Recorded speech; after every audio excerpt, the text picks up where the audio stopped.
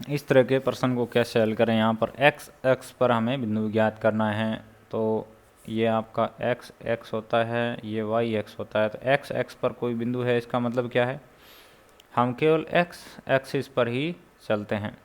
Y का निर्देशांक, Y में हम चले नहीं, तो वाई का निर्देशांक क्या रहेगा, यहाँ 0 रहेगा। तो हमने मान लिया कि यहाँ पर आपका एक पी बिंदु जो है, जिसके निर्देशांक एक्स के निर्देशांक को हम एक्स ले रहे हैं, क्योंकि हमें अभी यहाँ पे उसका निर्देशांक ज्ञात करना है, ठीक है।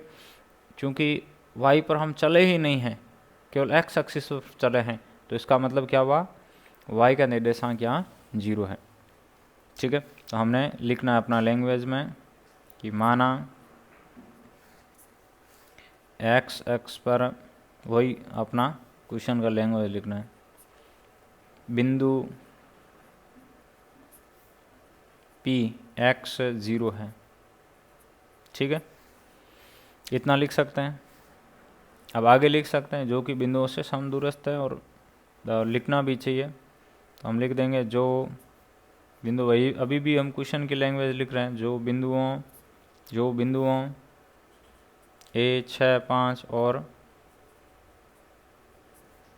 बी -4 5 से समदूरस्थ है,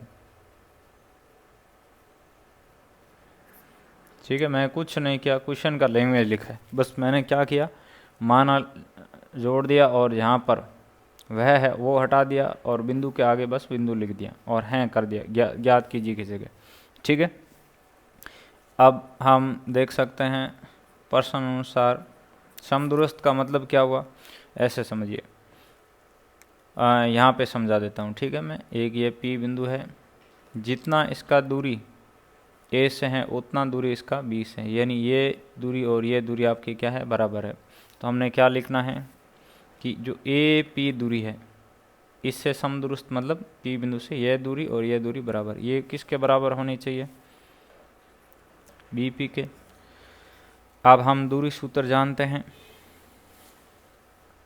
तो लिख देंगे, चूंकि दूरी सूत्र क्या रहता है, दूरी सूत्र लिखना है, क्या रहता है आपका, x2 माइनस x1 का square plus y2 minus y1 का स्क्वायर रहता है, ठीक है। देखिए जितना क्वेश्चन को हम आसान बनाएंगे उतना ये हमारे लिए अच्छा रहेगा, ठीक है। तो यहाँ पर हम दूरी सूत्र यहाँ और यहाँ काम में लेंगे। तो जब ए पी के लिए काम में ले रहे हैं तो ये बिंदु आपके रहेंगे, ठीक है। ये आपका दूसरा बिंदु है, ये पहला बिंदु है, जो यहाँ पहले लिखा हुआ पहला बिंदु लेंगे, यानी x1 y1, ये x2 y2 रहेगा, ठीक है। तो यहाँ ए पी के लिए काम में लेते हैं, देखिए दूरी सूत्र। तो हम लिख देंगे अर्थात x2 यानी x माइनस x1 यानी आपका 6 प्लस y2 यानी y2 यानी 0, y1 यानी 5, ठीक है। इसी प्रकार से दूसरी तरफ आपका बी पी, ठीक है। तो अब ये आपका फर्स्ट बिंदु हो गया, ये सेकंड बिंदु हो गया। अब जैसे हमने ए और पी के लिए किया, वैसे ही बी और बी के लिए करेंगे। ये आपका x2 की जगह क्या लेंगे, x। देखिए इसमें कंफ्यूज नहीं होना है, जब इनके लिए करें इस पर पेन रख दें, ठीक है, ताकि ये दिखाई ना दे कि ये दो ही बिंदु हैं। जब इसके लिए कर रहे हैं तो इस पर पेन रख दो, अभी हमने ए को गायब कर दिया, ऐसे समझो, ठीक है। ऐसे करेंगे तो आप कंफ्यूज नहीं होंगे। -4, तो माइनस और माइनस क्या हो जाएगा, प्लस हो जाएगा, ठीक है। गणित में हमेशा ध्यान रखें, माइनस और माइनस का 4 है तो माइनस माइनस क्या हो जाता है, प्लस हो जाता है, और इसका स्क्वायर प्लस ये आपका y2 और ये y1, इसका स्क्वायर, ठीक है। अब दोनों साइड वर्ग कर देते हैं, दोनों पक्षों का वर्ग करने पर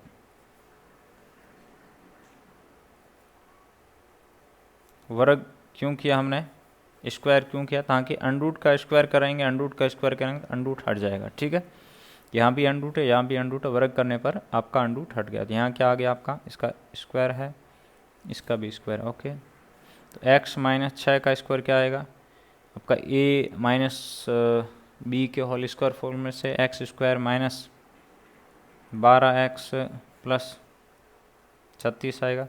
माइनस का वर्ग करते हैं तो माइनस का वर्ग प्लस हो जाता है, 5 का वर्ग किया तो कितना आ गया 25। यहाँ भी अंडरूट हट गया। x प्लस 4 का स्क्वायर का मतलब क्या है, a प्लस बी के होल स्क्वायर फॉर्मूले से क्या आएगा, x square plus 8x plus 16। अब ये फॉर्मूला आपको नहीं लगाना आता है तो इसको सीखिए कि a प्लस बी और a माइनस बी का होल स्क्वायर फॉर्मूला क्या होता है। ठीक है, तो यहाँ पे माइनस का स्क्वायर प्लस हो गया 5 का स्क्वायर 25, दोनों समान समान आपका कट जाता है, एक्स स्क्वायर से एक्स स्क्वायर कट गया। ठीक है, ये 12x माइनस का है तो इसको हम दूसरी तरफ लेके आएंगे तो ये प्लस का हो जाएगा, और ये 16 को हम यहाँ लेके आएंगे तो ये प्लस का है, यहाँ कर माइनस का हो जाएगा। ठीक है, यह ऐसे समझो कि 8x को यहाँ ले आते हैं तो वही है कि बाद में माइनस चिन्ह हटाना पड़ेगा, वो आपकी मर्जी है, ये सही रहेगा। 8x को यहाँ लाते हैं, यहाँ क्या पड़ा है 12x, और ये प्लस का है, यहाँ कर माइनस का हो गया। यहाँ क्या है 16, ये 36 दूसरी तरफ जाएगा तो माइनस का हो गया। ठीक है, 12 और 8 कितना हो गया 20, ये भी माइनस का है, ये भी माइनस का, तो माइनस चिन्ह। 36 ये प्लस का है और ये माइनस का, तो संख्याएं घटेगी। 36 में से 16 गया कितना आ जाएगा 20। ये बड़ी संख्या माइनस की है तो यहाँ माइनस आएगा।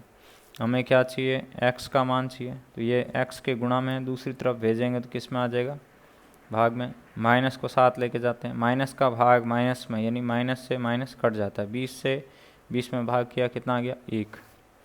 ठीक है, तो जो हमें यहाँ पर बिंदु लेकर चले थे उसमें जो x है उसका मान आ गया, तो हमारा क्या आ गया अंततः x पर वह बिंदु क्या है, P1 और 0 है। ये आपका क्या है उत्तर है। ओके, आसान है।